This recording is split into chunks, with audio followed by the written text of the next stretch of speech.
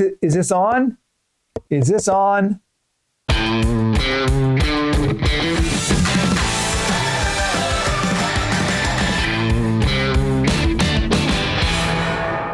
Well, greetings everyone, Jeff Shore, and it's time for a checkup on your virtual selling technique. Now, this is something we're doing now, and I believe we will continue to be doing long after the coronavirus goes away. So let's use the opportunity to up our game. To do that, I want to share with you 5 common mistakes in the virtual sales call. Now, before we do that, I want to beg you, be honest. My coach likes to say, all change begins by telling the truth. And the truth shall set you free. So we have to be honest about how we're doing, what we can do better. 5 common mistakes then on the virtual sales technique. Here's the first common mistake that gets made. It's called winging it. There is no question about it. If you don't have a clear agenda for this virtual call, you are doing your customer a huge disservice. Winging it doesn't work. So we're just going to wing it? Piper, there's a big difference between winging it and seeing what happens. Now let's see what happens. You need to own the agenda. And not only that, you need to make that agenda clear to your customer. So you could say something like, so on this call, I want to ask you about this, and then I'll show you about that. And then if everything is to your liking, you can decide if you want to move forward with a purchase decision today. Now, what have I done here? I have normalized the very idea of buying as a part of this call. So here's my tip for you. Before you begin, jot down just 3 bullet points for what you want to accomplish, and then share those with your prospect early in the conversation. Now, here's the second mistake that gets made, and that is the poor technical setting.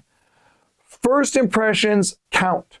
So what happens when you connect and a customer sees this? Or how about this? And what about this? Or even this? Now look, there's a simple remedy to all of that. Just record yourself for 5 seconds with audio and immediately play it back. Now, imagine if you were a buyer and the buyer was making first impressions based on what you just recorded. Now look, if you really want to do this properly, seek help. Ask a friend or a family member to evaluate your technical settings. The fact is that first impressions are lasting impressions. Make them strong. Now, the third mistake that gets made is low emotional altitude. Wow, that's fantastic news. Your customer will take their energy cue from you. You set the pace.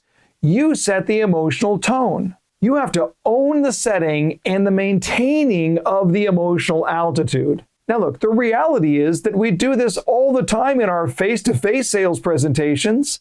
We just do it subconsciously. You need to be aware that when the energy dips down, you lose the customer's interest and eventually you lose the sale. Now that's true because customers make their decisions based primarily on emotion.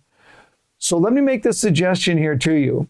Consider writing down on a Post-it note just the words emotional altitude. Slap it on the front of your monitor so that when you're on that virtual call, you can remember that strong energy, that bright facial posture.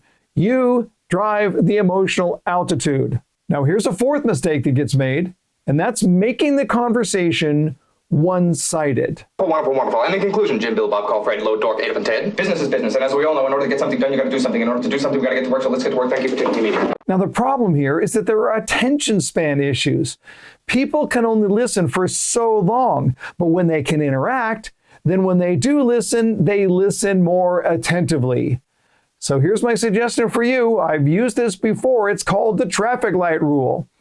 You have 30 seconds without interaction, you've got a green light. You can talk for 30 seconds, you're okay.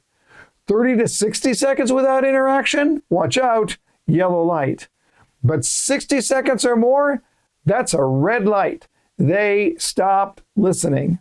And finally, number 5, failing to ask for the sale. I need to feel you, Jerry! Show me the money! Jerry, you better yell! Show me the money! You need to begin your conversation with this idea in mind, that you will end the conversation by asking for a sale. This concept should guide the entire call. So make it clear at the beginning, actually in your instructions. Now, I showed you how to do that just a little while ago, where if we begin with a plan in place, then part of that plan is to say, and if everything is to your liking, we can show you how to purchase today. That's the idea. You want to put your best foot forward, and it just takes a little bit of prep work on your part. Go over this list of 5 things with one of your peers and coach each other. This is that practice of iron sharpening iron so that we are all stronger by the time that we are done. Virtual selling is here to stay. Let's be the best that we can be. And until next time, learn more to earn more.